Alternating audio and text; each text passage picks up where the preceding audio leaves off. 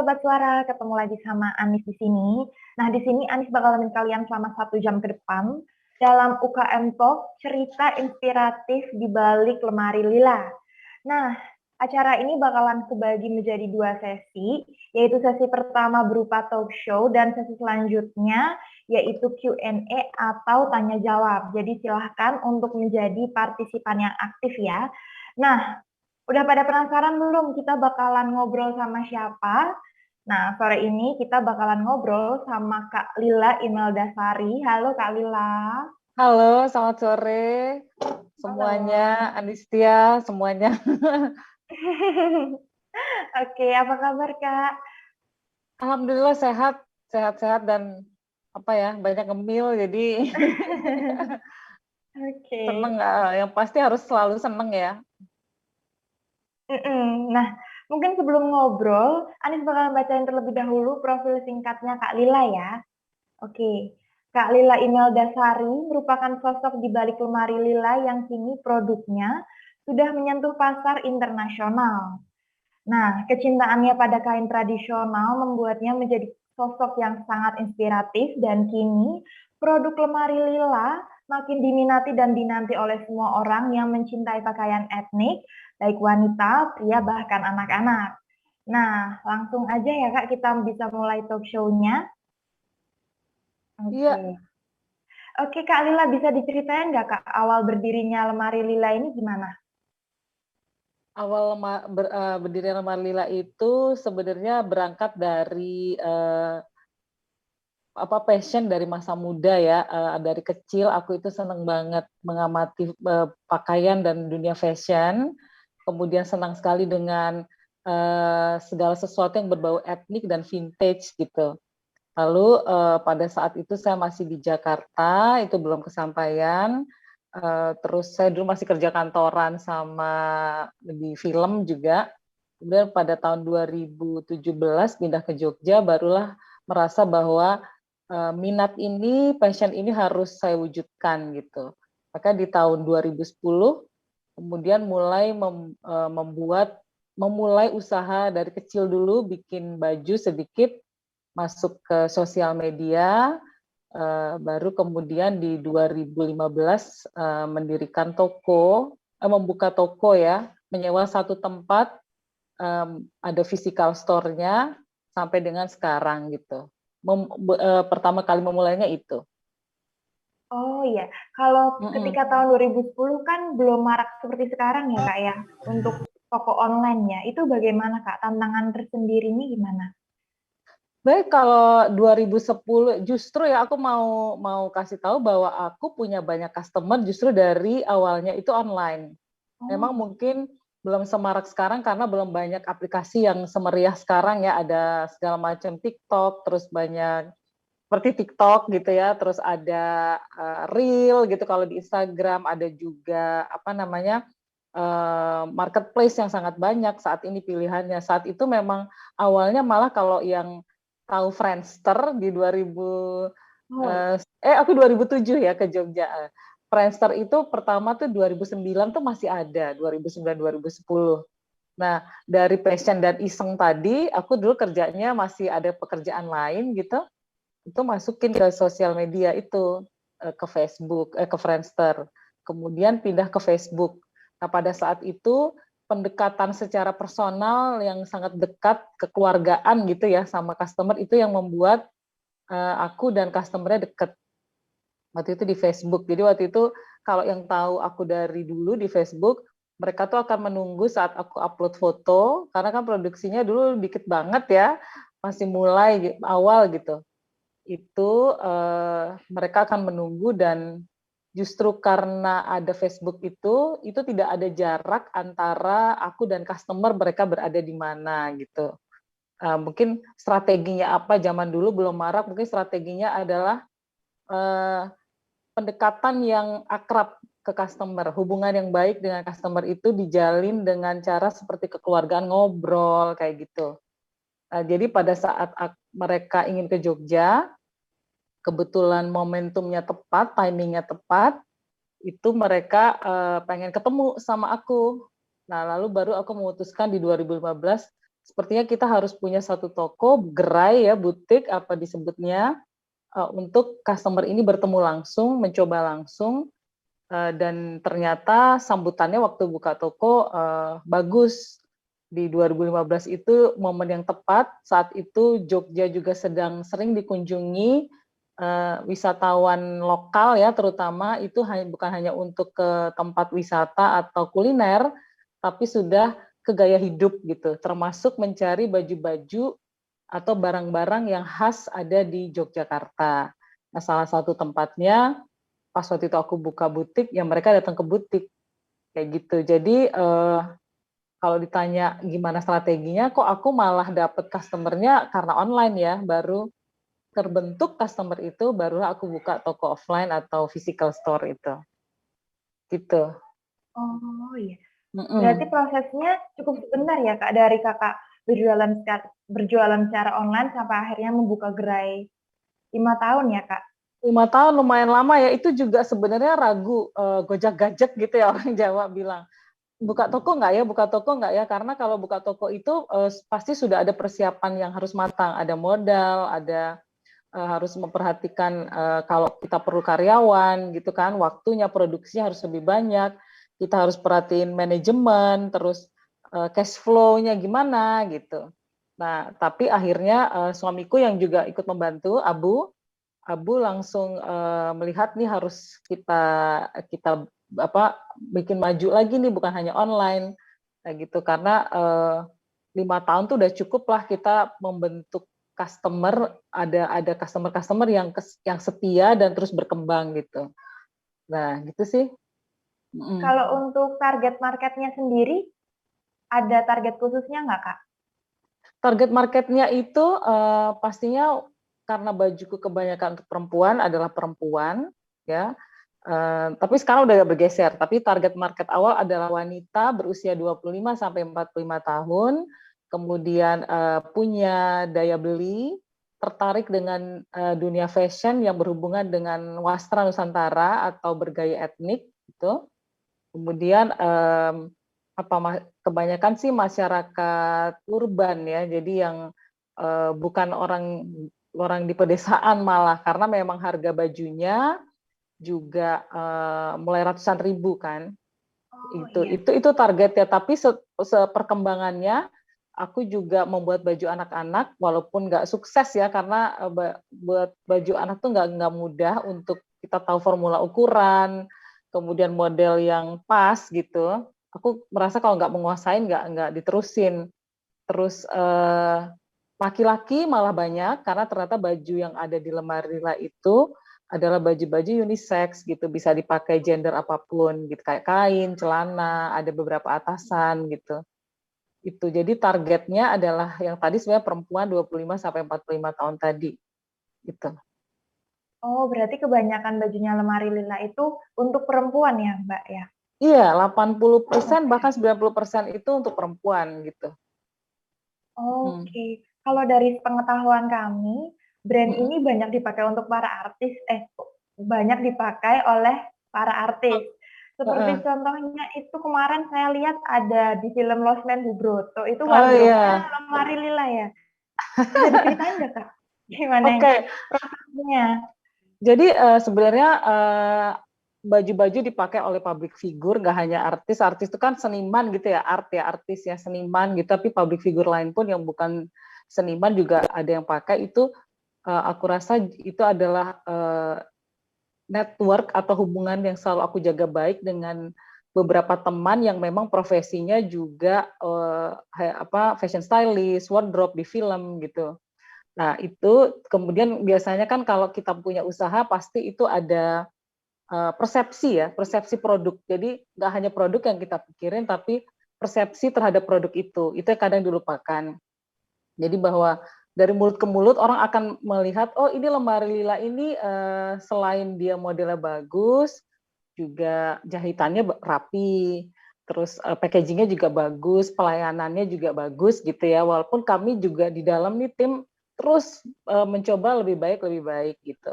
Nah dari hubungan baik itu yang terjalin terus, terbina terus, banyaklah kesempatan-kesempatan yang datang dari public figure tadi salah satunya. Aku kenal dengan Hagai. Hagai Pakan itu adalah chief wardrobe-nya untuk film Lost Man.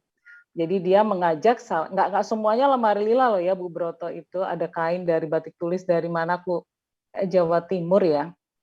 Terus ada beberapa juga dari brand lain, salah satunya Hagai mengajak aku untuk ikut terlibat. Kebetulan film itu kan aku tuh angkatan udah tua ya, jadi di saat Lost Man itu ada di televisi TVRI, itu aku tumbuh itu grow up menonton si Lost Man ini gitu, dan kan dia pakai kebaya kain gitu, kok cocok sama desainnya lemari lila. Jadi pada saat Hagai mengajak, aku langsung bilang iya gitu. Terus betul-betul kita membuat, walaupun aku sering membuat kebaya dan kain, tapi untuk film itu betul-betul beberapa itu adalah desain baru dengan motif baru, warna baru. Kita bikin sketsanya, disetujuin, lalu kita jahit kayak gitu. Nah, beberapa kebayanya yang orange itu udah aku jual juga sih sekarang, di web itu, aku teruskan. Jadi setelah Lost Man Bu Broto syuting selesai, kebaya itu karena boleh kan, nggak eksklusif gitu, aku perbanyak, dijahit, dan kita pengen juga penonton nanti juga punya baju yang dipakai mereka. Gitu sih kerjasama kalau Bu Broto begitu. Oh, berarti di baju-baju tersebut dijual special edition gitu ya, Mbak Special ya? edition, iya, memang lemari lila juga kalau buat baju aku limited karena tergantung dengan bahan yang ada. Apalagi kalau pakai batik, pakai lurik itu kan nggak bisa bikinnya massal ya. Apalagi di masa corona ini betul-betul kita tuh memilih sekali gitu motif mana yang sekiranya diminati, terus warna apa, model apa gitu. Kalau untuk spesial produknya sendiri ada nggak, Mbak? Dari Kalau lemari spesial lila. jadi gini, kalau ngomongin spesial produk pasti aku kan memakai batik dan lurik. Di lemari lila itu sebenarnya ada batik-batik yang kupakai motif sendiri. Jadi motif sendiri itu dibuat oleh tim kita yang ada beberapa teman seniman juga, terus membuat gambar untuk khusus untuk lemari lila, seperti namanya motif Bokjum. Pak No dan anak-anaknya itu keluarga dari Jawa memakai baju tradisional Jawa, itu dijadikan cap batik, kemudian diproduksi menjadi kain, lalu saya desain bajunya, kemudian dibentuk sebagai kebaya, apapun ya, kain, celana, kayak gitu. Ada lagi awalnya itu motif ayam jago, itu dibuat oleh Mbak Nadiah Tunikmah motifnya, aku kerja sama kolaborasi dengan Mbak Nadiah. Kalau yang Bokjum dengan Mas Rona, itu juga ide awalnya pasti dari aku, karena kesukaan aku melihat ayam itu dekat sekali dengan masyarakat kampung ya, desa gitu, di Jawa apalagi, atau kalau orang udah tinggal di kota, dia pasti punya peliharaannya unggas, kayak ayam, burung gitu. Nah, itu sangat Indonesia banget gitu, yang itulah yang menjadi ciri khas dari lemari lila kan. Tag kita kan tradisional meets modern clothing, jadi setiap baju di lemari lila pasti punya unsur Indonesia tradisional, apakah itu dari bahannya atau dia mengikuti pola bahan yang sudah ada dari zaman dulu gitu. Oh, berarti terinspirasi dari hal-hal yang kakak lihat di sekitar kakak ya? Pasti inspirasiku adalah ibu dan nenekku sendiri. Nenekku masih berkebaya sampai dia tua. Terus karena ibu dan nenekku itu selalu kelihatan rapi, cantik ya, pakai kain gitu, kadang gaun-gaun kayak baju zaman dulu 50-an gitu, itu selalu yang ada di kepalaku, bahwa baju yang bagus, baju yang indah, menarik itu yang selalu unsurnya kayak vintage, kayak jadul, dan tradisional Indonesia gitu. Atau Asia lah ya, karena aku juga dipengaruhi oleh seperti baju kimono Jepang, atau baju Vietnam, itu kan sebetulnya pola cuttingan polanya kita Asia sama-sama aja ya, kayak gitu. Jadi inspirasiku sebenarnya memang melihat orang-orang sekitar, memang betul gitu. Oh iya. Kalau misalnya dari semua bahan tekstil, kenapa akhirnya memilih batik selain karena terinspirasi dari nenek dan ibunya Kak Lila? Mm, mm-mm. Jadi sebenarnya kalau bisa dibilang bahan, kita kalau batik itu kita bisa kuralat sedikit. Batik adalah teknik ya, teknik memindahkan membuat motif dalam sepotong kain dengan satu cara. Ada caranya sendiri seperti digambar atau dicap, ya batik tulis atau dicap, kemudian memberikan warna memakai lilin malam, lalu dilorot, dikasih pewarna kayak gitu. Tenun juga, tapi kenapa batik? Karena menurut aku ini mungkin ada misi kepada aku ingin konsepnya itu adalah Lemari Lila itu kayak kembali pulang. Jadi kembali pulang melihat melihat kita itu siapa, terus akar kita apa. Nah itu aku selalu seneng ke arah situ gitu. Karena kayak film pun aku nggak seneng film futuristik, kayak film yang Avatar, Star Wars aku nggak suka. Malah senengnya film-film jadul yang dimainkan Audrey Hepburn atau musik-musiknya zaman dulu tuh Gene Kelly yang gitu, yang musik ibuku denger aku seneng. Nah itu menurutku batik itu punya arah ke situ gitu, nilai-nilai sejarah yang nggak bisa dipisahkan, sehingga kita balik lagi ke diri kita, kita tuh siapa gitu. Itu sih. Terus kemudian waktu tinggal di Jogja merasa bahwa ini batik ini harus kayaknya nggak bisa didiemin kalau kita nggak peduli ya gitu.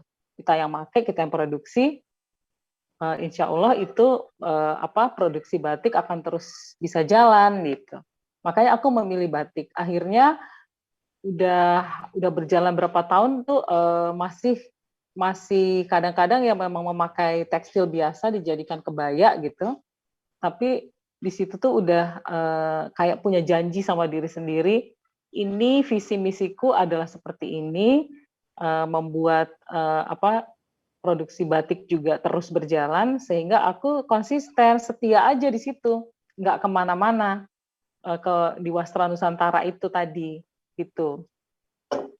Ada tantangannya sendiri nggak Kak selama ini? Selama berproses membuat baju-baju batik yang vintage seperti ini Kak? Oh, tantangannya pasti pengetahuanku tentang batik ya. Pengetahuan, kemudian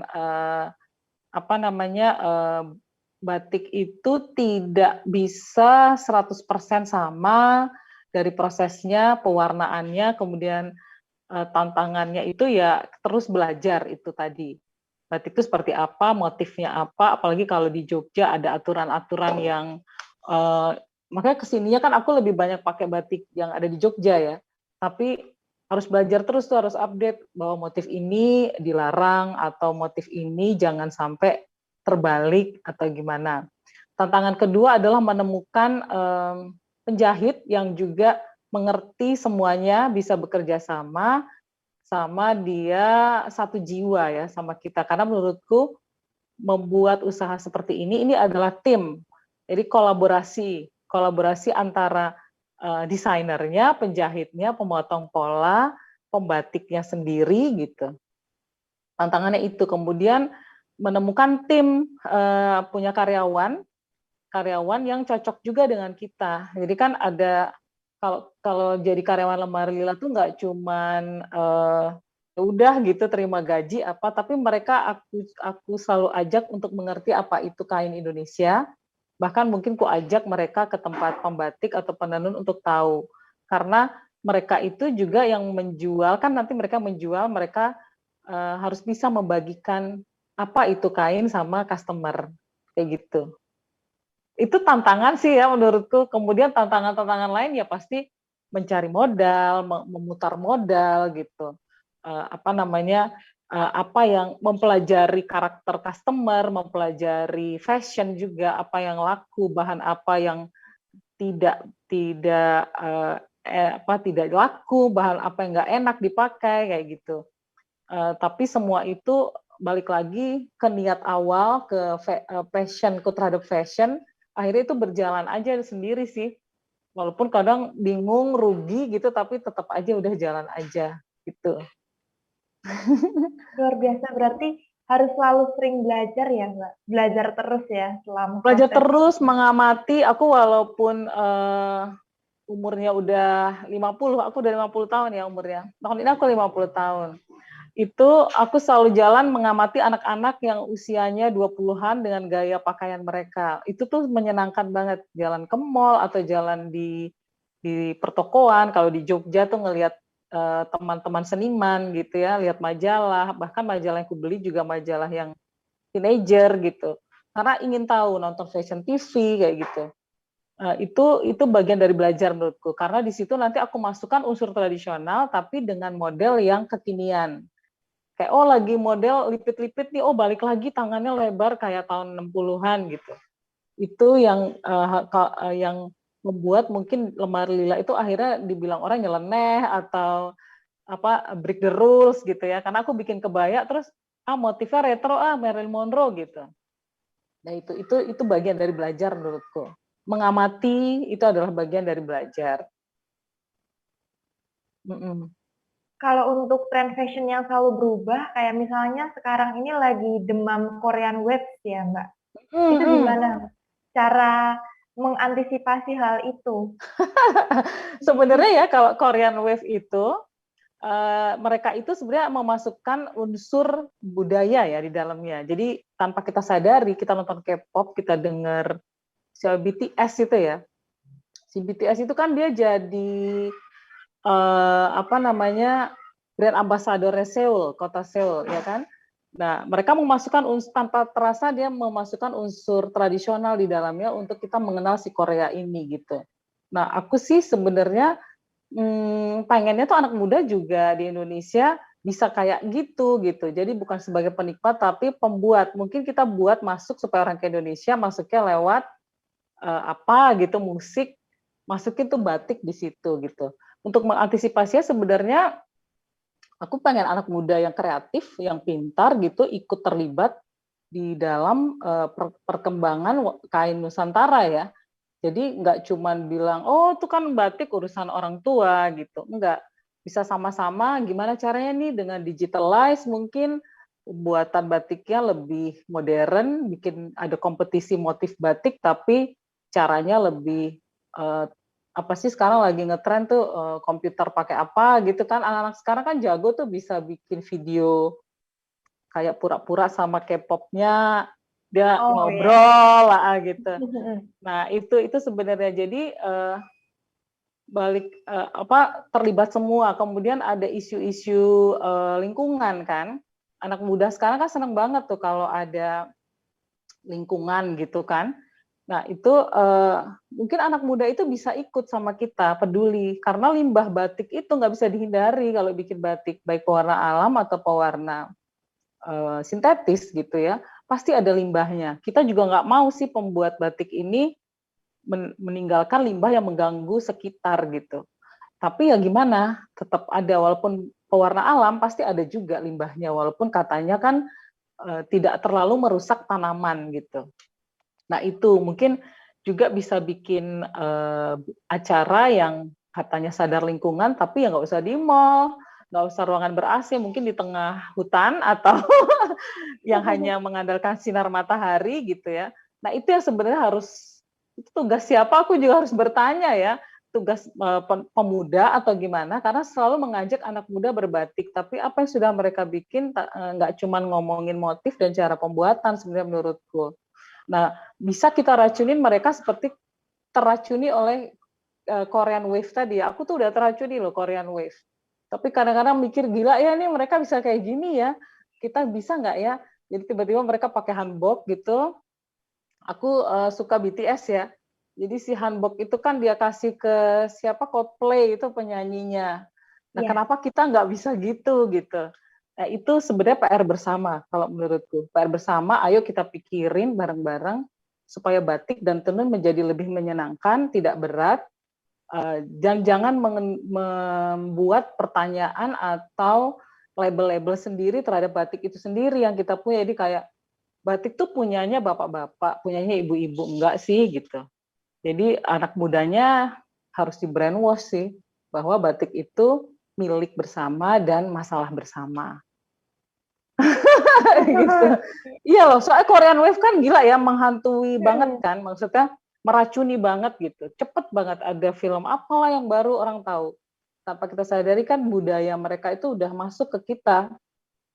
Nah, aku pengen ngajak lagi yuk, kita ingat kita juga punya budaya yang sebenarnya kalau dibawa ringan, batik itu akan menyenangkan kain-kain ini gitu.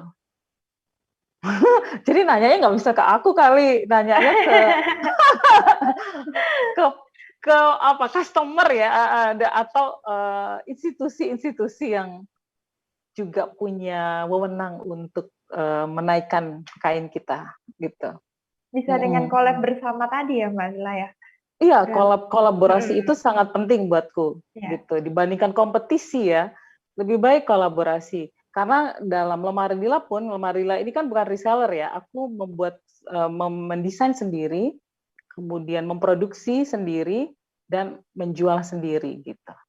Nah, itu sebenarnya di dalamnya itu kolaborasi antara penjahit, penenun, pembatik gitu kan. Kita itu kainnya itu kan adalah kolaborasi di dalamnya. Nah, itu. Tapi kan kadang-kadang kolaborasi itu sebenarnya juga melibatkan customer. Customer itu juga harus mengerti apa dia pakai gitu sih. Jadi bukan kita aja yang diserang gitu ditanya, tapi konsumen pun harus ditanya sebenarnya. Mereka tahu apa tentang batik, secinta apa sama batik, kemudian apa yang mereka buat sehingga batik bisa setenar K-drama dan K-pop. Kayak Berarti gitu. harus bisa bersinergi bareng-bareng ya Mbak Lila ya? Harus banget, harus bisa bersinergi bareng-bareng, saling belajar. Malah aku suka dapet ilmu tentang batik itu dari pembatikku sendiri, karena dia yang membuat kan. Kemudian penjahit pun yang sudah ahli itu biasanya tahu, Mbak, ini arahnya salah loh, kita jangan gini. Terus kalau udah jadi, polanya dipotong supaya tidak menghilangkan arti dari batik itu gitu. Kalau boleh tahu, Kak Lila ini Mm-mm. sejak kapan sih Kak suka banget sama batik? Dari kecil kah? Atau dari Dari kecil, remaja? iya. Atau Oh ya, dari dari remaja, kecil? dari SMP ya, karena ibuku itu bapakku dulu di Bank Indonesia kerjanya, ibuku aktif namanya Dharma Wanita, perempuan ibu-ibunya. Dan zaman dulu itu zaman Orde Baru, Bu Tin Soeharto itu ya, itu harus pakai kebaya dengan kain batik dan selendang gitu. Selendangnya dilipat kayak gitu, pakai sanggul gitu. Nah, aku tuh suka lihat terus ibuku tuh mewiru-wiru batik, ujungnya pakai paper clip sama plastik dia taruh gitu di klip gitu kan. Itu kan masih uh, pakem zaman dulu, ada filosofinya kan cara memakai itu, kenapa diwiru kayak gitu. Nah, aku tuh dari kecil kalau teman-temanku ke pesta pakai gaun, aku tuh suka pakai kebaya, tapi kebayanya kayak Luar masih biasa. anak-anak gitu, kebaya yang putih gitu, terus pakai kainnya dijahit jadi rok sih waktu itu, pakai resleting gitu kan. Jadi seneng gitu. Terus kadang-kadang tas-tas etnik udah aku bawa dulu di kampus sampai bilang apa, temenku bilang, Lila mau jualan ayam ya? Jadi pakai tas yang kayak sekarang model lagi tuh, kayak dari rotan ya, dari bambu gitu, enceng gondok kayak gitu. Jadi emang seneng. Terus batik itu kan motifnya banyak ya, terus dia ada cerita kalau Cirebon, Pekalongan, ada Buketan, terus Indramayu dengan ikan-ikannya, udang segala macam, Jogja dengan filosofi-filosofi dari keraton kayak gitu. Buat aku itu menarik banget kain kain batik itu. Pernah ada yang bilang ke Kak Lila nggak, kok pakai batik terus sih? Kenapa kok bisa sampai sesuka itu pakai baju batik atau pakai sesuatu yang berbau etnik seperti itu, Kak? Enggak sih ya, karena kalau aku milihnya batik, aku sebenarnya nggak yang setiap hari berbatik juga enggak, tapi punya batik iya, ada peninggalan ibuku gitu banyak. Tapi mungkin karena sekitarku itu juga orang-orang seni ya, jadi kebanyakan juga suka berbatik. Oh, Kadang-kadang kalau mereka nggak heran sih, cuman paling nanya motifnya, ini motif apa, ini motif mana gitu sih. kalau Tapi kayak udah dari banyak yang nanya. background keluarga sendiri, oh iya, kalau dari background keluarga sendiri ada yang terjun di dunia fashion juga, Kak? Nggak, Kak? Ada sih sepupuku ya, sepupuku juga di Solo dia juga bikin batik gitu. Kalau yang lainnya bisa dibilang dari keluarga ibuku itu semuanya sangat fashionable dan Oh. senang berkebaya dan berbaju kurung. Ibuku orang Sumatera, bapakku orang Jawa, tapi keluarga ibuku tuh rata-rata senang berkebaya dan berbaju kurung. Jadi mungkin itu setiap hari yang kita lihat jadi ketularan ya. Jadi aku tuh ibuku kalau ada acara apa pasti nggak boleh bajunya biasa aja. Dia pasti ada unsur tradisionalnya di situ. Pakai kebaya, pakai baju kurung, pakai kain, songket kayak gitu. Jadi itu yang sering dari kecil aku lihat. Nah itu tertanam juga sih di aku. Kalau keluarga ada sih satu sepupu yang punya usaha besar juga batik. Apa namanya? Kadang-kadang ya ini sih nanya-nanya dan cari tahu juga gitu. Berarti keluarganya Kalila fashionable, stylish, tapi tetap menjunjung tinggi ini ya. Betul, betul, iya. Nenekku itu dia orang Sumatera dari Tapanuli Selatan, marganya Lubis. Nenekku itu memakai kebaya panjang, terus kainnya sarung, terus dia pakai bros aja gitu di kebaya ditutup pakai daleman ya, itu. Terus apa? Sampai aku lihat dulu ada tugas negara gitu, apa tugas negara pergi karena profesi kakekku dokter, di istri-istri dokternya pergi, mereka pakai kebaya, semua sanggulnya kecil sih ya. Jalan itu aku seneng banget ngeliatnya, ampun, anggun ya gitu orang Indonesia zaman dulu tuh tugas negara semuanya kayak kain kebaya, selop loh ya, selop kayak selop Jawa itu, terus pakai sanggul kayak gitu. Gitu. Kalau untuk dari brand lemari lila sendiri, kenapa dinamakan brand lemari lila, Kak? Oh ya, sebenarnya lemari itu ada kalau di barat itu kloset ya bahasa Inggrisnya. Jadi kayak lilas kloset gitu. Kloset itu adalah lemari kecil, bilik kecil atau kabinet gitu, sebuah lemari yang kecil. Nah, aku waktu menjalankan usaha ini nggak mau ada unsur bahasa Inggris sedikit pun di dalam brandku karena aku kayak tadi kan kembali pulang ya orang-orang barat aja yang berbahasa Inggris aja yang nanti akan mencari tahu lemari itu apa gitu kan bisa ditranslate gitu ya. Jadi aku rubah Lilas Closet menjadi lemarinya Lila. Tadinya maunya gitu, lemarinya Lila. Terus kok kayaknya aneh ya, jadi lemari Lila. Itu adalah sebuah lemari yang di dalamnya ada baju bisa dibongkar-bongkar. Nah, itu baju-baju yang aku buat kayak gitu, aku desain gitu. Bahkan tapi ada pas aku pindah ke sini, ibuku juga dapat pertanyaan, Lila jualan lemari ya, jualan mebel ya di Jogja. Aku dikira jualan mebel. Ada oh enggak itu lemari itu dari kalau di Amerika atau Amerika biasanya itu kata-kata Claudius Closet atau Stephanie's Closet itu biasa. Mereka jual baju yang skupnya itu lingkupnya itu kecil aja bisnisnya. Itu aku adaptasi ke bahasa Indonesia gitu. Oh, luar biasa. Udah sampai menembus kancah internasional, udah sampai Jerman ya, Kak?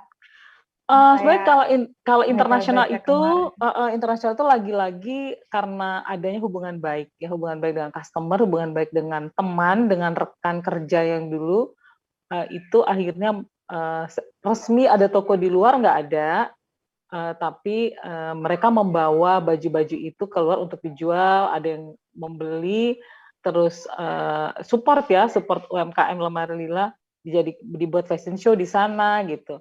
Terakhir ada customerku pembongkar Lemari Lila namanya Mehmet dari Singapura. Dia kuliahnya di Jerman tapi dia domisilinya di Singapura. Dia beli sama kita, kemudian dia pesan juga ada beberapa, kemudian dia jual di Singapura, tapi karena pandemi jadi sekarang lewat website aja, Warung Sarong namanya .com gitu. Dan lumayan repeat order, pesan lagi kayak gitu. Nah, beberapa teman ada yang di Jerman juga membawa bajuku, kemudian namanya Mbak Diah ya, Mbak Diah juga ketua di sana tuh kayak apa namanya untuk budaya gitu.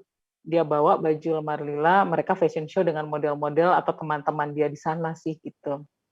Kadang dibawa baju ke luar negeri dibawa sama customer-customernya. Ada Cici di Itali, terus ada temanku yang di Jepang, ya kan. Jadi orangnya belum ikut, bajunya udah ke sana. Tapi secara resmi toko di sana tuh nggak, belum ada, belum ada. Berarti Gitu. kita harus selalu menjaga hubungan baik sama teman ya, Mbak. Baik, Mhm. benar banget Hmm. hubungan baik, kemudian tetap kualitas dari produk kita pertahankan, bahkan mungkin dinaikkan gitu.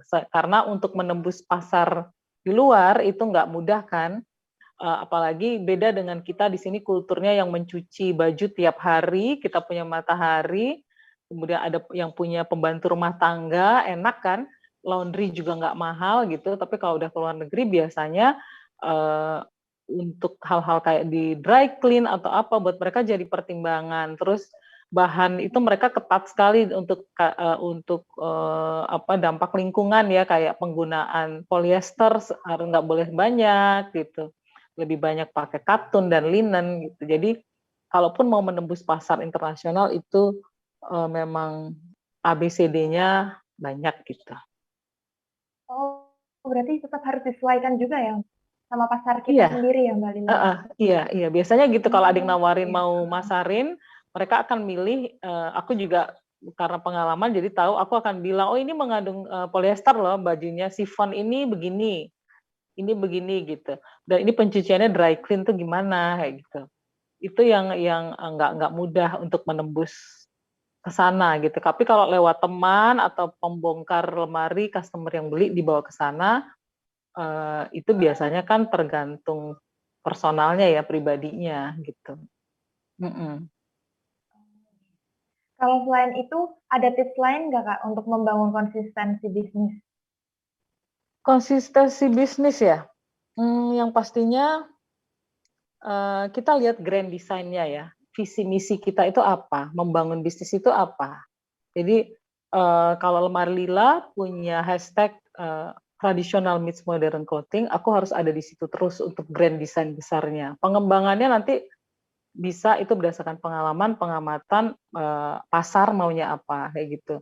Kemudian yang harus diperhatikan, eee, kemampuan lalu, mempersiapkan diri ya, sama manajemen yang baik, itu kenapa konsisten, kita punya sistem dan manajemen yang sudah bagus, siapapun yang menjalankan, karyawannya mau ganti berapa kali, itu tetap kalau udah punya manajemen dan sistem kerja yang baik akan ngikutin aja, itu kita buat.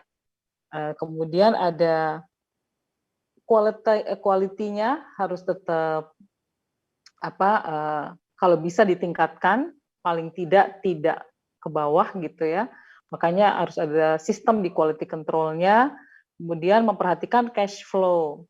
Uang itu modal, uang berjalan itu harus diperhatikan, jangan punya usaha, terus kita nggak tahu udah berapa laku, harganya begini, ternyata kita tuh nggak ada untung sama sekali, karena sebenarnya bukan hanya dari modal bahan atau jahit ya, tapi kan ada yang lain-lain ya, packaging-nya, segala macam. Nah itu yang kalau kita bertahan di situ dan itu udah mateng ya, manajemen dan sistem tadi, biasanya sih konsistensi itu akan ikut terus gitu, akan bertahan lah gitu. Kalau yang terkait modal tadi, Kak, Mhm. gimana sih, apa yang harus kita lakukan kalau misalnya ada UKM yang ketika tahun pertama bisnisnya berjalan itu belum balik modal? Apakah kita harus merubah bisnisnya atau Mhm. bagaimana? Kalau Aku untuk rasa sampai sih aku rasa pertama ya, kalau modal tuh kalau mau buka kartu Lemari Lila awalnya juga minjem aku. Aku minjem dari, nenekku. Jadi oh, nenekku, modal awal gitu, tapi dengan, kita harus punya target mengembalikan gitu ya. Jadi yang pertama memang modal itu harus dipikirkan dalam bentuk uang, itu harus dipikirkan, kemudian, kita harus tahu apa yang kita jalankan itu, apa, siapa customer-nya dulu. Ini kalau mau berbagi bisnis sedikit ya, siapa customer kita yang kita sasar ya. Kalau bisa kita bikin lingkaran besar, besar, kecil, kecil, kecil sampai ketemu, oh customer kita sasarannya orangnya cuman 3 orang aja nih, 3 golongan, perempuan 25 sampai 45 yang ada di kota punya daya beli kayak gitu. Tertarik fashion, udah 5 tuh sebenarnya. Nah, kemudian dari siapa itu kita harus melihat kapan, di mana kita mau menjualnya online, offline kayak gitu. Kemudian eh, kenapa kita bikin itu, apa bajunya kayak gitu, apa produknya kayak gitu. Nah, itu mungkin kalau baru mulai terus udah bangkrut, ya harus balikin lagi apa yang dia buat itu. Oh, jangan lupa momentum ya. Momen itu juga penting. Kapan kita mulai ini harus kita pasarkan nih, atau ini kayaknya kita bikin dulu antar teman, taunya laku, ya kan? Oh, ini kayaknya kita udah harus mulai online deh.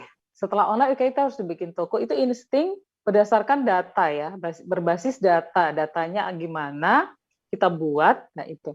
Jadi kalau baru mulai terus rugi ya dia harus tanya pada diri dia sendiri, ini yang dia lakukan bener passion dia nggak sebenarnya. Senengnya baju, tapi kok bikin makanan gitu. Biasanya nggak bertahan lama karena dia passionnya nggak dimasak gitu kan. Kayak aku senang Oh, banget iya. perhatiin baju orang gitu. Aku tidak terlalu suka masak walaupun bisa, tapi aku nggak terlalu sampai tukang masak gitu. Jadi aku tidak akan memilih bisnis makanan gitu. Itu terus balik lagi ke dia, apakah dia sudah menjalankan sesuai grand design dia? Taunya berubah gitu di tengah-tengah berubah. Nah, kemudian kesiapan dan percaya diri. Jadi ada modal tadi, percaya diri, produk begitu kita pasarkan, itu setidaknya kita udah siap bahwa kita harus positif bahwa produk ini akan laku, GR gitu ya. Produk ini akan laku dan banyak peminatnya. Jangan sampai ngeluarin shawl gitu, bagus, cuma bikin 5, besoknya ada lagi nggak? Orangnya nggak bisa dihubungin, bahannya habis. Oke, bahan habis karena buat tantangan, nggak apa-apa. Tapi setidaknya ada solusinya, pilihannya ini atau masih sebulan lagi Mbak, ada solusi untuk customer. Nah itu, jadi balik lagi, visi misinya gimana, kemudian cek manajemennya udah bener apa enggak, sistemnya udah bener apa enggak, pengaturan keuangannya udah bener apa enggak, itu. Jadi kembalilah ke dirimu lagi, tanya lagi, apakah benar yang sudah aku lakukan, apakah ini sesuai passionku, kemudian apa yang harus aku lakukan lagi ke depan supaya nggak rugi gitu kan, Oh, gitu. iya. Yang penting pasti semangat ya, harus ada semangat, semangat dan tidak gampang mundur. Kalau istilah sekarang ada netizen ngomong ini terus apa namanya, kompetitor banyak yang nggak suka sama kita, ngatain kita begini begitu gitu, itu jadi masukan, tapi tetap apa namanya, tetap maju. Kalau kita bikin salah juga akuin aja kesalahan gitu, kayak customer nemuin Mbak Lila ini kok ternyata jahitannya ada yang keluar loh ya. Oh itu aku langsung, oh yang mana Mbak? Oke kita sama-sama cari solusinya. Mungkin memang QC-nya kelewatan karena juga penjahit buatan tangan, jadi ada aja tuh yang keluar nggak kita periksa kayak gitu. Jadi menerima kritik juga itu juga bagian dari untuk usaha itu tidak merugi gitu. Oke, berarti banyak sekali ya Mbak sebenarnya poin yang harus disiapkan oleh entrepreneur ya. Banyak sih, banyak kalau memang jadi memulai bisnis itu menurutku tidak boleh kita hanya pas mau bisnis, ini laku nggak ya nanti, ini akan dicari orang nggak ya, orang akan ngantri nggak ya, nggak hanya itu, tetapi gimana kita membuat sistem di situ. Dan yang paling penting aku baca dari buku ya, ada buku tentang bisnis is fun gitu. Dia tulis di situ dan itu benar banget bahwa selain produk, persepsi terhadap produk itu penting, persepsi orang. Biasanya persepsi orang itu akan terjadi, kita produknya bagus tapi tanggapan orang nggak bagus. Ada yang bagus, tanggapan bagus, itu yang paling bagus. Ada lagi yang tanggapannya baik, tapi produknya biasa aja, itu juga bagus gitu. Nah, itu yang harus terus dijalankan, bahwa berbisnis itu jangan terus mikirin harus laku. Biasanya kayak gitu cepet tuh laku, tapi cepet juga selesainya bisnis itu. Yang penting tetap berjalan, cari strateginya, dan kembali lagi ke grand design-nya. Kamu bikin apa sih? Itu jangan sampai tengah-tengah terus nggak laku, bosen berubah gitu. Kalaupun berubah, berikanlah brand nama lain. Jangan lemari lila contohnya. Terus ya aku ganti, umpamanya aku tiba-tiba banting setir bikin apa ya, buku gitu ya, namanya ya buku lila gitu. Oh ya berarti tetap harus ada keajikan juga ya Mbak ya. Kalau misalnya mau Pasti bikin. konsisten tadi itu ya, konsisten tadi itu. Oh ya Mbak, tadi kan sempat disinggung mengenai gerai offline, gerai offline nih. Nah, sebenarnya tuh gerai offline ini tuh memiliki pengaruh yang signifikan nggak sih Mbak terhadap penjualan? Gerai offline iya, iya pasti. Ini kita nggak ngomongin masa pandemi ya. Pandemi kan ada cara baru lagi ya, bertransaksi. Kita gaya hidupnya juga berubah. Tapi yang paling dirasakan adalah timbulnya kepercayaan dari customer kalau kita punya toko offline, physical store tadi. Tapi kalau aku sendiri sudah berangkat dari online, aku punya customer yang setia dari online, kemudian diuntungkan dengan momen saat itu Jogja sedang ramai, orang datang, Jogja jadi tujuan wisata orang, sampai sekarang kan, jadi orang nggak cuma ke Bali kalau liburan, dan udah banyak pilihan-pilihan yang bisa didatangi di Jogja. Salah satunya adalah mencari produk baju atau oleh-oleh berupa baju gitu. Nah itu tadi yang uh, lemari lila jadi momennya tepat gitu pas pas buka usaha. Nah toko itu membuat orang percaya bahwa oh ada tuh tokonya di Jogja gitu loh. Terus orang yang tadinya tidak percaya diri kan aneh ya, kadang kita orang Indonesia tapi kita pakai baju dari kita sendiri tuh nggak pede, malah pakai baju itu di luar negeri seneng gitu kan. Jadi pas pakai kain baru ternyata keren ya kain ini, aku pakai kain tuh lucu loh. Terus suaminya yang tadinya apaan sih kayak mau jualan sate contohnya celana, kan banyak ya stigma bukan pendapat-pendapat kayak gitu kalau kita pakai bergaya sarung atau kain etnik gitu. Tapi begitu ada toko dia bisa coba melekat di badannya, itu biasanya nyatu udah jiwanya langsung. Nah ini dia nih, kita suka baju ini kayak gitu. Dan lagi kalau fisik ada toko fisik itu bisa ketemu langsung sama customer itu menyenangkan banget. Itu jadi kadang mereka berterima kasih sama aku, bukan aku yang berterima kasih sama mereka, itu aku yang aduh senang banget ya aku, loh harusnya saya dong yang terima kasih Mbak karena sudah mensupport produk saya. Mereka bilang enggak Mbak Lila, aku yang makasih karena Mbak Lila membuat saya cantik dan senang dengan kain gitu loh. Oh iya ya, aku wah apa yang aku bikin ternyata ini ya bikin orang senang kayak gitu, dan itu makin senang, makin semangat menjalankan bisnis ini kayak gitu. Berarti bisa membangun trust-nya customer juga ya Mbak kalau misalnya kita membuka gerai offline. Iya, betul. Kemudian memilih karyawannya pun harus dibina yang punya sifat bisa marketing dengan baik gitu. Karena kalau beda kan kita bukan toko brand besar gitu ya. Jadi kalau untuk itu tadi untuk customer, tapi kalau untuk kita yang pelaku bisnisnya sangat mempelajari sifat-sifat customer, sifat-sifat manusia, kemudian kita juga harus bagaimana bertutur kata, memperlakukan customer yang begini tuh bisa kita akan bisa diskusi soal customer sebenarnya, dan itu terjadi setelah ada butik kita. Jadi ada orang yang suka nawar atau dia pakai baju dia buang aja sembarangan, habis di fitting dia taruh aja gitu.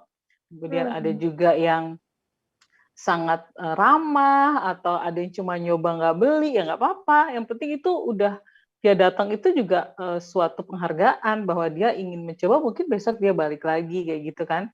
Nah kalau itu dari kitanya, kalau untuk customer-nya mungkin akan lebih nyaman gitu dan lebih itu tadi timbul kepercayaan bahwa brand ini memang ada dan brand ini memang bagus karena aku udah nyoba loh. Bahkan ada yang kalau udah nyoba dia nggak mau beli online karena dia rewel dengan pilihan dia. Jadi nggak mau Mbak Lila tuh agak lain ya sama yang udah aku beli ya. Mbak sama sih enggak tapi ada orang yang begitu. Jadi saya ada di Jakarta, di mana Mbak tinggalnya? Jakarta. Oh ada, saya ada di Goods Dep. ada kok yang itu, dia akan datang ke sana dan nyoba. Biasanya kalau udah oke, nggak ada ukuran, hubungi kita di WA. Ada nggak di Oh, Jogja? Kayak gitu. Jadi segala cara lah kayak gitu. Nah itu terjadi, tidak mungkin terjadi kalau kita nggak punya physical store tadi, offline, toko offline. oh. Kalau untuk menurut Kakak sendiri sebagai pelaku usaha, sebenarnya daya beli masyarakat Indonesia terhadap produk lokal gimana sih? Daya lokal itu banyak ya, nggak cuman kain Nusantara ya. Ada mobil, ada alat tulis, ada apa gitu. Aku rasa udah bagus kok ya daya belinya. Walaupun kalau kita lihat di media kan beberapa orang pakai produk-produk luar itu kan mungkin hanya 10% dari masyarakat Indonesia ya menurutku. Daya belinya udah cukup baik.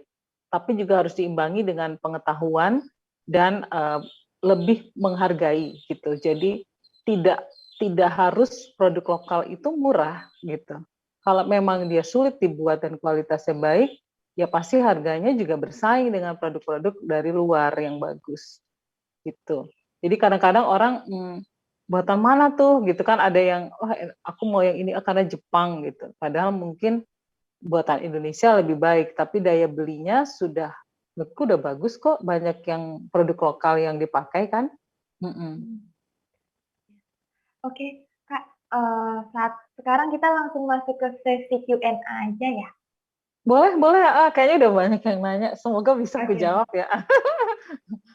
Nah, untuk Sobat Suara, jangan lupa juga untuk bertanya. Kalau misalnya ada pertanyaan yang mau ditanyain, langsung aja ya. Sekarang dari Wawan Taylor. Kak Lila mau tanya, menurut kakak sebaiknya membuat produk dengan motif yang sesuai passion kita atau mengikuti tren yang sedang viral? Terima kasih. Membuat motif, Dari Pak Wawan. membuat motif. Membuat motif yang sesuai passion atau mengikuti tren yang sedang viral? Dua-duanya bisa dipadukan nggak? Itu sih. Kalau yang sedang viral, tapi kita tidak sesuai dengan grand design kita tadi, bukan soal kesukaan ya, tapi brand yang mau kita tampilkan tadi, tetap mau bikin apa enggak. Jadi balik lagi sih. Kalau untuk pilihan, kalau aku lagi viral besar ya, bukan spesifik gitu. Umpamanya yang lagi viral adalah kembali ke puisi gitu. Orang suka berpuisi kata-kata. Mungkin bikin batiknya dari peribahasa kayak gitu. Atau orang back to school gitu ya, senengnya. Ya udah gaya-gaya jadul keluar lagi, ya udah keluarin lagi kayak gitu. Jadi kalau aku lebih baik pilih yang pertama tadi, yang passion tadi. Yang passion ya? Karena biasanya Oke. passion kita kan juga ngikutin tren ya. Mm-mm. Biasanya gitu sih. Passion kita tergantung. Oke, Mm-mm. menjawab ya Pak Wawan ya. Oke, selanjutnya dari Kak Tania, Kak Lila, mau tanya Mm-mm. Kak, apakah ada tips untuk mencari modal untuk usaha? Gimana caranya kita bisa memulai usaha dengan kualitas produk yang bagus dan tetap menggunakan modal yang minim, Waduh. yang sesuai dengan kita miliki? Yang pasti menjalankan bisnis itu tidak boleh memikir harus laku sekian, enggak. Pasti ada prosesnya. Mencari modalnya, pastikan jangan kalau punya tabungan dikorek, terus kalau memang bisa mau meminjam uang, tetapi pinjamannya itu juga menjadi motivasi untuk kita menjalankan usahanya dengan baik sehingga bisa langsung mengganti. Apakah itu dari keluarga, apakah dari bank, ya kan? Yang pasti jangan merugikan pihak yang kita pinjam uangnya tadi. Kemudian buatlah produk-produk yang kamu kuasai gitu. Entah kalau masak atau bikin bangku, itu yang paling terbaik pertama. Itu sampel pertama. Nah, nanti yang paling dikuasai, yang paling disukai itu dulu yang bikin. Sehingga bikinnya dikit aja dulu, coba dulu, pasarkan itu. Kalau sambutannya baik, berarti ini berhasil nih. Kalau enggak ya agak bangkunya mungkin lebih sederhana, tadi ternyata terlalu rumit contohnya. Makanannya terlalu asin, MSG-nya kebanyakan kurangin karena customer yang dituju ibu-ibu sehat gitu contohnya. Kayak gitu. Jadi modal sedikit itu dengan pemikiran yang matang, mau yang mana, dan itu yang paling produksilah barang yang paling dikuasai, paling kamu bisa gitu. Masalah laku atau tidak itu kembali lagi kita harus nyoba dan harus tepat ya. Umpamanya mau jual es krim untuk anak-anak tapi jualannya di mana? Depan panti jompo contohnya, kan nggak tepat gitu. Jadi selain tadi produksinya dengan modal kecil, produksinya sudah tepat sesuai kemampuan, dijualnya juga di tempat yang tepat. Apa mau online, offline? Kalau offline di mana? Kalau tadi usaha es krim ya juallah es krim itu di depan sekolah contohnya. Ada sekolah terus kita buka gerai di sampingnya, pasti kan laku kayak gitu. Gitu. Harus dengan perencanaan yang matang ya berarti ya Kak ya? Perencanaan matang dan jangan takut untuk kalau kita nungguin kita punya uang, mungkin kan kita nggak akan mulai ya.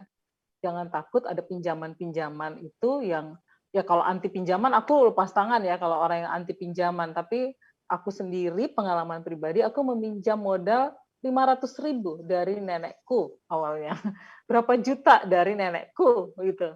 Minta dong ini, aku punya tabungan, aku kerja dulu, suamiku juga kita paduin, terus tiba-tiba harus sewa kontrak toko, sekian puluh juta. Kebetulan nenekku baru jual rumah keluarga, dia nawarin gimana, mau minjem nggak? Pinjem dulu. Tapi kita ada perjanjian ya, dalam segini aku harus balikin gitu. Akhirnya kan terpacu tuh untuk usaha. Atau beberapa temanku pinjaman di bank diambil, tapi ya dia harus memacu dirinya. Bahkan ada temanku yang suaminya yang minjemin, tapi suaminya bilang, kamu harus semangat, ya nanti balikin ya ke aku ya. Gitu. Tapi ternyata baru diganti setengah, suami bilang enggak itu buat kita, kayak gitulah. Gitu sih. Berarti kita tetap harus bertanggung jawab sama pinjaman yang udah kita ambil ya Mbak ya? Iya, jadi kita begitu pinjaman itu udah yakin sebenarnya ini mau bikin ini nih, mau bikin ini gitu. Ya juga jangan nyusahin orang sampai kitanya untung terus yang ada pihak yang dirugikan, itu juga nggak boleh gitu. Biasanya usahanya nggak jalan baik sih ya gitu. Kayak gitu sih. Oke, selanjutnya ya Mbak, dari Lia. Halo Mbak Lila, saya Lia dari Bigculture. Halo Mau Lia. tanya Mbak, pengalaman lemari Lila di masa pandemi gimana biar tetap konsisten dan tetap berkarya di masa pandemi? Oh iya. Yang pasti Lemari Lila sudah diuntungkan kita punya website dan selalu berjualan online karena ternyata offline itu tidak jalan sama sekali, bahkan waktu itu Jogja seperti tutup ya, nggak ada yang datang, jadi kita online. Jadi strategi kami adalah melihat kembali, kami rapat gitu, tim meeting bareng ngobrol, melihat kembali produk apa yang paling diterima, strategi produksi ya, produk apa yang paling diterima, kemudian dikembalikan lagi semua bahan yang sudah disebar ke penjahit, masukin lagi ke tengah ke aku, baru kita buat desain yang betul-betul dicari orang. Kemudian yang kedua, strateginya adalah menghubungi kembali customer yang dulu udah nggak ada, yang hilang gitu. Tiba-tiba mereka jarang beli, padahal biasanya setia. Itu database-nya dilihat lagi, dibuat, dihubungi lagi, mengadakan diskon, terus-terusan. Aku udah 2 tahun diskon terus 10%, all item, bahkan ada yang lebih. Kemudian melakukan strategi-strategi baru dengan membuat produk-produk yang sesuai dengan keadaan. Buat masker yang nggak pernah aku buat dulu. Masker, terus baju dengan kapucong, kayak gitu. Atau apalah. Kemudian mengatur efektivitas pekerjaan karyawan itu lebih padat, karyawan yang biasanya tidak terlalu ada kerjanya itu harus kita targetin karena mau nggak mau gitu supaya dapat semuanya gitu kan, dia juga nggak keluar jadinya. Terus apa lagi strateginya? Strateginya tetap bertahannya itu ya itu tadi, produksinya di grand design-nya itu rencananya itu diputar ulang rencananya, dengan juga kebiasaan-kebiasaan lama yang hilang dimunculkan lagi. Contohnya, aku dulu menerima custom, tapi begitu kita produksi lebih banyak, custom itu sedikit repot jadinya, karena kita menangani satu orang itu lama kan. Biasanya kalau udah custom kan customer-nya pengennya macam-macam ya, produknya segini, ini segini, ini segini gitu. Yang kadang-kadang aku sendiri tidak memenuhi target kan nggak enak. Aku hentikan custom, jadi ready stock aja. Tapi selama pandemi ini kami bertahan dengan menawarkan lagi orang yang mau custom. Contohnya yang big size biasanya. Mbak Lila nggak ada ukuran Oh, saya, iya. lingkar dada saya 130, besar banget Mbak. Oh Mbak, aku punya bahannya batiknya ini, tapi nggak yang biru kayak di foto. Ya udah nggak apa-apa Mbak. Harganya nggak sama ya Mbak, karena pasti kan 2 kain dipakai. Oke, deal di situ. Itulah strategi-strategi yang aku buat kembali supaya tetap bertahan, walaupun tidak bisa seperti dulu lagi penjualannya, tapi paling tidak tetap konsisten per hari itu ada barang yang keluar sehingga kita bisa terus produksi gitu, sehingga pembatik, penjahit, kurir gitu tetap tetap bisa jalan karena kita juga tetap jalan gitu kan. Susah sih, Banyak sekali ya, Mbak. Sebenarnya turunnya tuh strateginya. drastis banget sebenarnya. Untuk pandemi Oh, itu kita penurunannya drastis sekali, tapi alhamdulillah kami bisa bertahan gitu.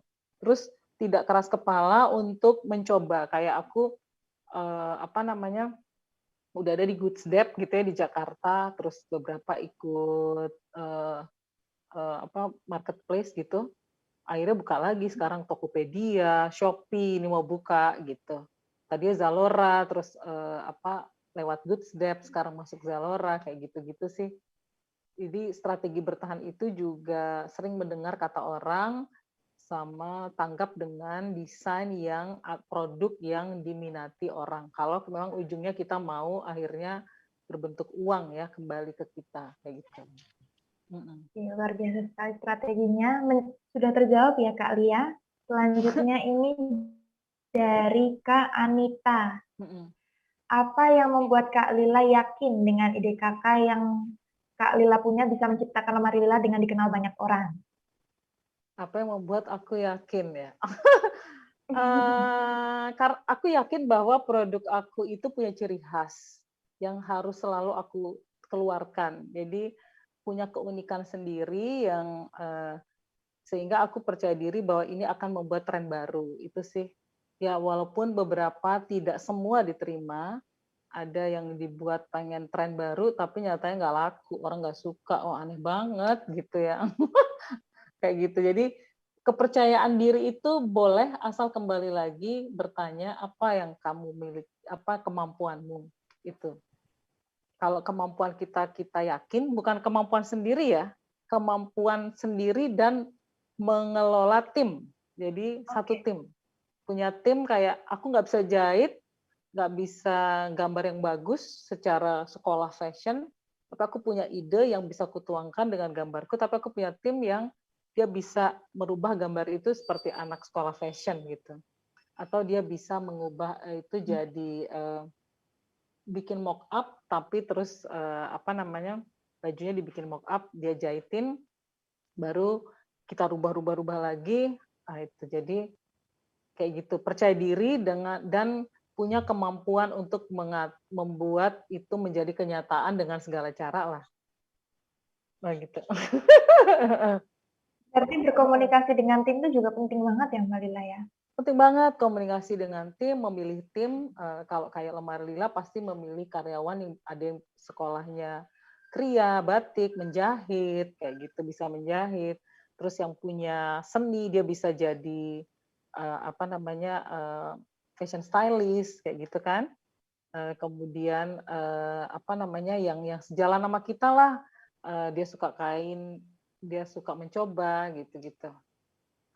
Belum lagi masalah pribadi kan, kalau timnya ada berantem satu sama lain atau lagi nggak mood, lagi putus cinta, lagi berantem bapak ibunya, kan kayak usaha kayak aku juga harus walaupun tidak terlibat terlalu dalam, tapi itu pengaruh ke kerjaan kan. Jadi pendekatannya juga ada pendekatan sangat personal ke karyawan.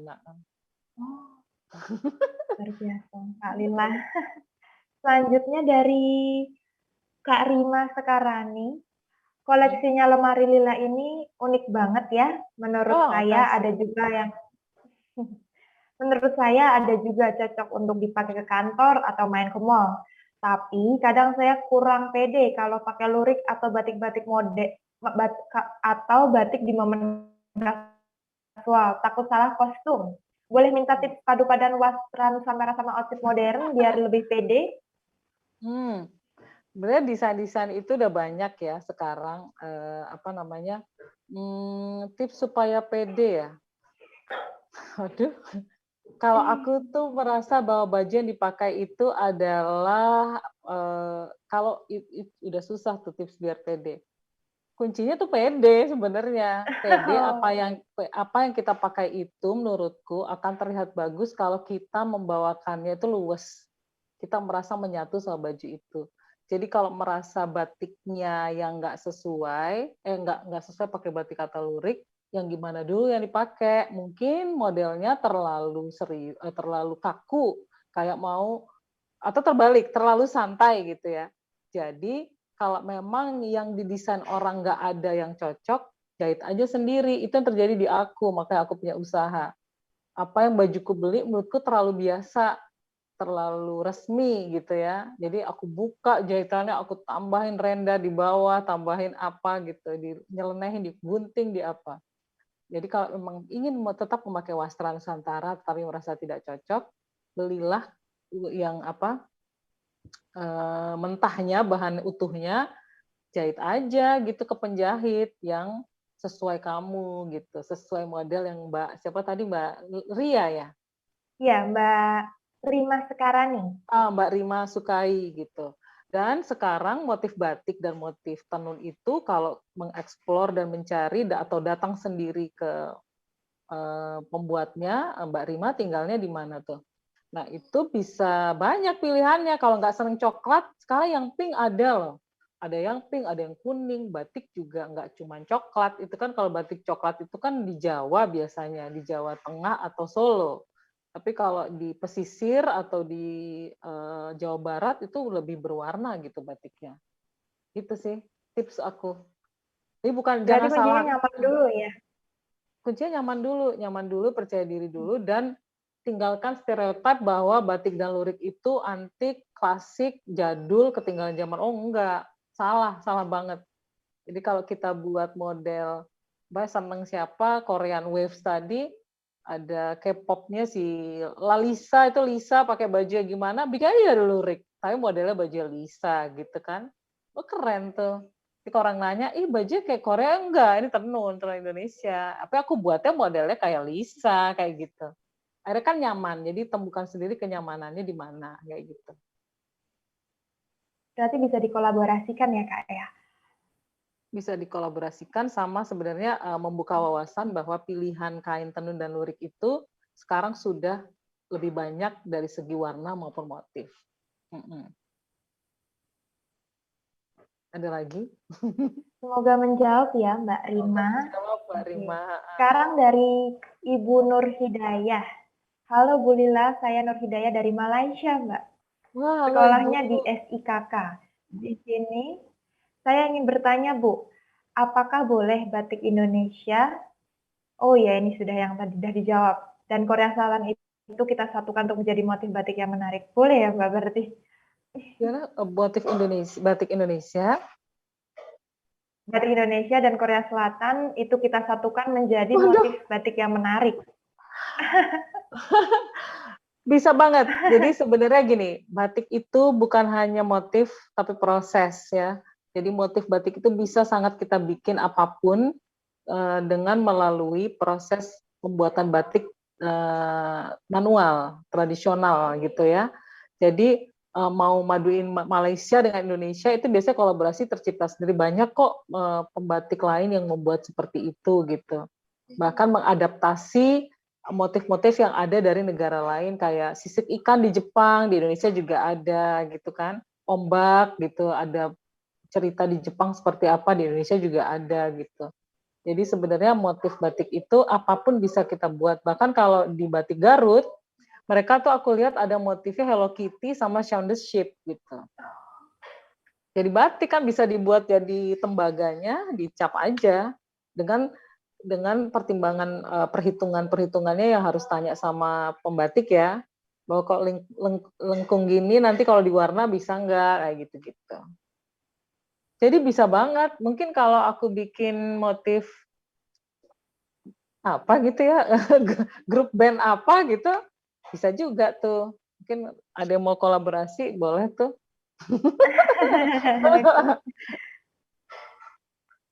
Oke, kalau dari Bu Elvira, saya mau Bu Elvi, bertanya, apakah Bu Lila pernah mengalami masa-masa sulit saat menjalankan bisnis ini, Bu Elvi? pastilah. Pasti masa sulitnya gimana dulu? Kayaknya setiap kali ada hal-hal sulit. Contohnya, satu kali batik itu datang dengan salah warna semua, tidak rata karena mendung di Jogja gitu ya. Atau semua penjahit salah jahitnya, nggak rapi lah ternyata, mesin jahitnya rusak kayak gitu. Atau tiba-tiba customer yang karyawan yang melakukan kesalahan dalam satu waktu, salah kirim, salah jawab, nggak mencatat ini, nggak mencatat itu, dimarahin sama customer. Itu buatku masa sulit, ya kan? Kemudian tiba-tiba pandemi datang, semuanya maunya diskon, diskon banyak, nggak diskon nggak laku, begitu diskon habis kayak gitu. Wah itu kita harus masa sulit itu. Karyawan tiba-tiba semuanya ada yang mengundurkan diri, menikah, dapat kerjaan yang dia lebih suka gitu, yang tidak bisa kuhindari. Itu masa sulit juga buat aku. Akhirnya mencari lagi yang satu visi misi itu nggak gampang. Apalagi ya masa sulitnya. Maksudnya tiba-tiba ingin berkreasi banyak tapi nggak mungkin, bahannya nggak mungkin, terus nggak mungkin terlalu muluk-muluk pengen bikin apa, atau sebaliknya tiba-tiba, tapi jarang terjadi sih di aku, apa nggak punya ide gitu. Itu juga kalau aku sih ada aja ide, modelnya bisa sama satu model tapi bisa 10 kepaduin jadi kebaya, bisa jadi patchwork, bahan ini pakai perca ini, tapi itu ide baru ya gitu. Masa sulit itu yang ada jatuh bangun itu, uh, timnya kuat, manajemennya kuat, sistemnya udah mapan, biasanya akan dilalui sih, terlalui sendiri gitu. Gitu. Berarti asal timnya solid, dari kita internal juga ini bisa ya Mbak menghadapi semua masa sulit.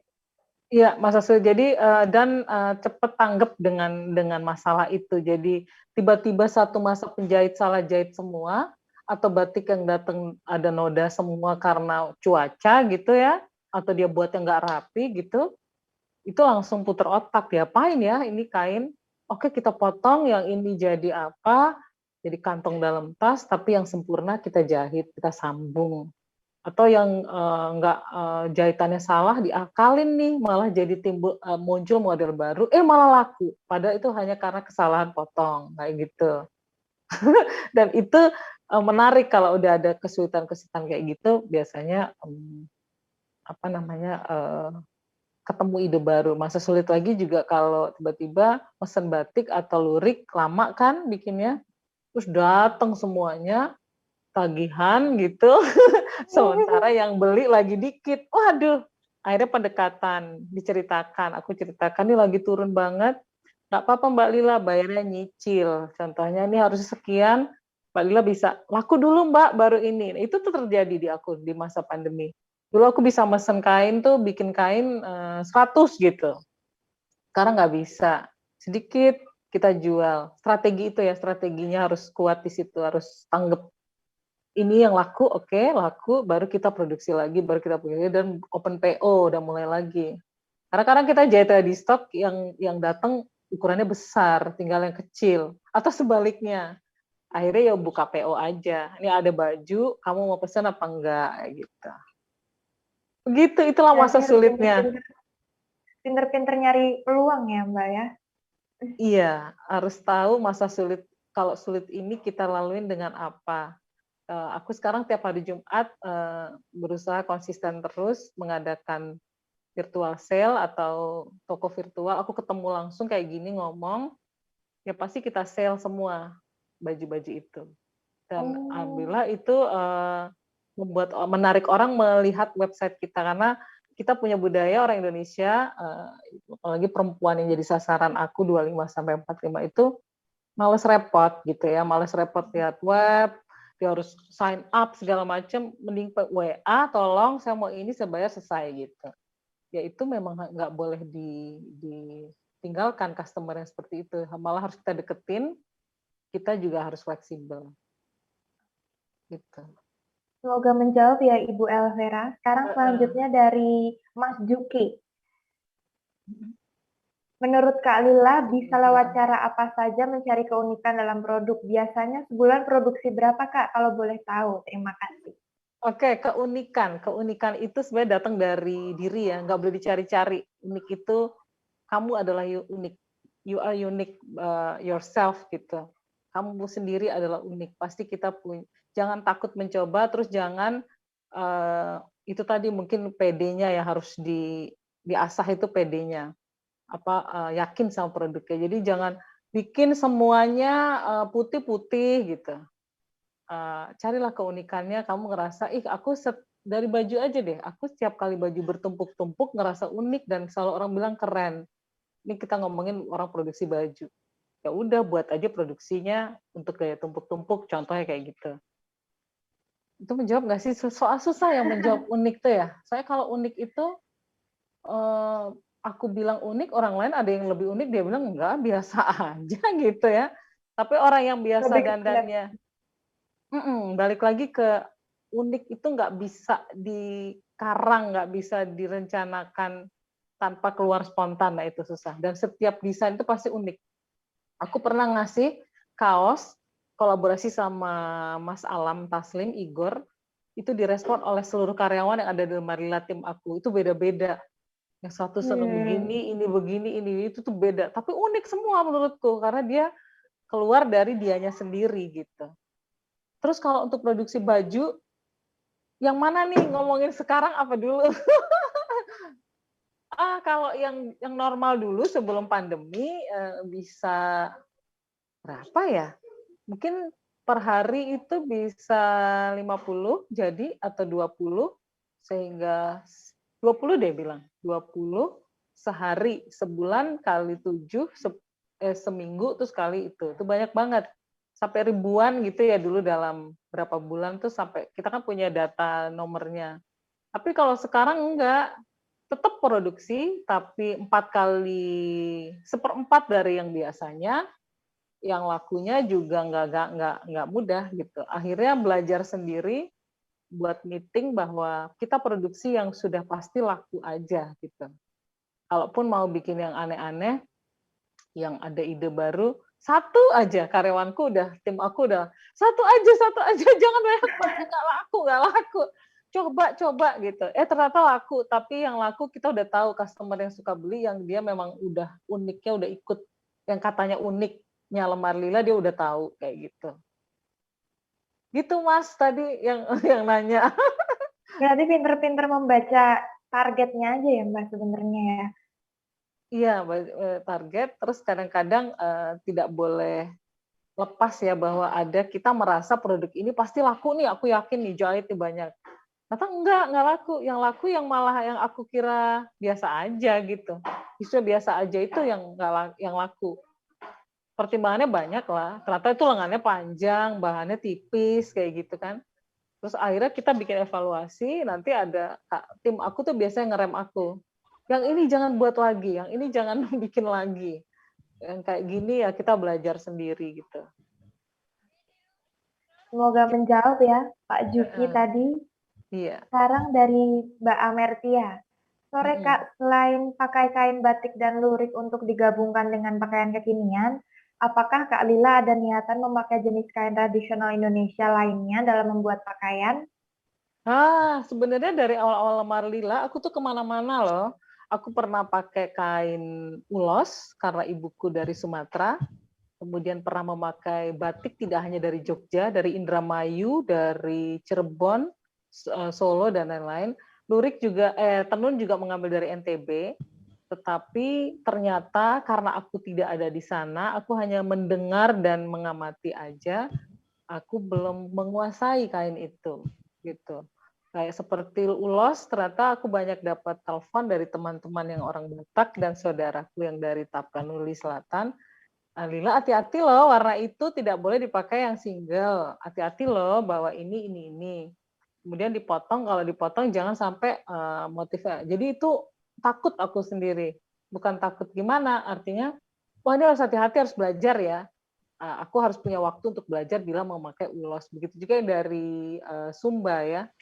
Itu kainnya ternyata sifat kainnya tidak untuk dipotong atau dipaduin dengan warna lain, jadi ada percampuran warnanya yang luntur, terus begitu digunting dedel kayak gitu. Akhirnya aku lalu memusatkan diri untuk konsentrasi dengan batik yang ada di Jawa aja dan luar. Pasti pengen ke semuanya gitu. Berarti semua pakaian sebenarnya ada rules-nya tersendiri ya, Mbak ya? Kalau kita mau nggak peduli nggak apa-apa sebenarnya. Yang penting jadi. Tapi kalau aku pribadi kadang aku selalu mencari tahu walaupun sedikit, nggak sampai menguasai banget gitu, pakar enggak. Tapi cari tahu ini tuh apa sih, ini tuh gimana sifat kainnya, kayak gitu. Oh, ya. Oke, semoga menjawab tadi pertanyaannya. Terakhir dari Kak Maharani Apri. Bagaimana motivasi bila seorang remaja ingin mengawali usaha sendiri? Terima kasih. Bagaimana motivasinya ya? Waduh, ini ya aku dapat dari Mas Didit Maulana ya. Temukan siapa kamu, diri kamu siapa. Saya adalah Lila, saya suka ini, ini. Kemudian yang kedua, passionnya apa? Yang membuat kamu semangat. Nah itu, yang membuat kamu bersemangat itu apa? Kalau dihubungkan dengan bisnis, kamu mau ngapain gitu. Terus lalu sangkut pautnya dalam kita mau serius menjalankan bisnis itu, lihat latar belakang keluarga, latar belakang diri kita ya itu masa lalunya kayak gimana. Kemudian status sosial itu juga penting. Apakah memang berasal dari keluarga yang mendukung kalau kita menjalankan bisnis usaha atau cuma dibilang jualan ya? Ya ampun, jualan terus gitu. Ada keluarga yang datang dari profesi, senangnya menjadi profesi atau ibunya, bapaknya mengharapkan menjadi karyawan kantoran dengan kantornya harus gedung gede, PNS contohnya ya kan nggak salah juga gitu. Itu harus di support system itu harus diperhatikan kalau anak muda remaja ingin memulai. Karena support system itu orang tua atau siapa orang sekitarnya itu mendukung sekali semangat untuk seorang anak muda menjalankan usaha ya kan. Kemudian networknya jaringannya gimana, mau jalanin usaha tapi nggak punya orang yang bisa membantu untuk memasarkan juga sulit. Sama harus tahu kekuatan dan potensi dirinya apa, itu aja. Dan punya insting kapan memulai usaha itu, momennya itu harus tepat. Luar biasa tipsnya Kak Lila. Ini tadi ada yang baru. Kak Elvera, terima kasih banyak atas jawabannya Bu Lila. Sama-sama Mbak Elvera. Bu Lia, terima kasih sharingnya Mbak Lila. Saya termasuk salah satu fansnya Mbok Jum. Sukses dan semangat terus. Salam dari Mbok Jum, Mbak. Oke, selanjutnya dari Maharani Apri. Terima kasih Kak Lila sudah menjawab, sangat membantu memotivasi. Terima kasih, semoga mimpinya semua menjadi kenyataan, tapi jangan lupa bahwa kemampuan itu harus diperhatikan gitu. Oke. Nah, nggak kerasa banget Mbak Lila, kita udah memasuki penghujung acara. 1,5 jam ya. Iya. Makasih banget Mbak atas waktu dan kesempatannya udah berkenan bergabung bersama kami di sini. Terima kasih untuk perhatiannya ke Lemar Lila, sebuah support juga untuk kita ya pelaku UMKM. Sehat selalu ya Mbak ya. Sehat selalu juga semuanya. Iya, terima kasih yang sudah bergabung di sini. Kita sama-sama belajar ya, sama-sama membuat sesuatu yang pastinya di masa pandemi ini memberikan motivasi juga ke orang lain untuk tetap semangat. Gitu sih. Makasih Mbak. Oke. Sama-sama. Untuk Sobat Suara juga makasih banyak untuk para penanya yang udah bertanya, makasih banget udah aktif berpartisipasi. Nah, by the way, bakalan ada kompetisi menulis yang diselenggarakan oleh yoursay.id yang berhadiah jutaan rupiah. Dan juga masih ada 3 webinar terkait marketing, terus keuangan, dan juga hukum yang bakalan kita lakuin di bulan Oktober ini. Jangan lupa follow suara.com sama yoursay.id biar nggak ketinggalan informasinya. Oke, saya Anis, mohon maaf kalau misalnya ada kesalahan kata atau perbuatan. Makasih Mbak Lila sekali lagi. Sama-sama. Mbak, terakhir Selalu. boleh nggak videonya dinyalain? Aku pengen lihat siapa yang gabung, nggak boleh? Oh, boleh Mbak. Boleh. Saya kan diumpetin kan Ya. soalnya ada fotonya. Mungkin videonya bisa di Mbak Fitriana Dewi. Halo. Bagi partisipan boleh dinyalain ya kameranya. Chantal Aska nih kayaknya masih remaja ya. Ada Mbak Eugene, Mbak Nur Hidayah, Asep, terus Eugene. Wah, terima kasih semuanya. Boleh yang di Jogja main-main ke tokoku ya di Praya Utama. Hai, Mbak Elvera. Ini Mbak Elvera umurnya berapa nih? Nadine Maya. Oke. Ya. Masih muda-muda, iya. Semangat ya, semangat menjalankan apa yang menjadi passion-nya. Baik, Dibuka Jangan lupa kameranya, partisipan. Oke. Cukup, Mbak. Iya, terima kasih. Makasih ya Mbak Lila. Sehat-sehat selalu. Sama. Iya, Assalamualaikum. Salam. Dadah semuanya, makasih ya.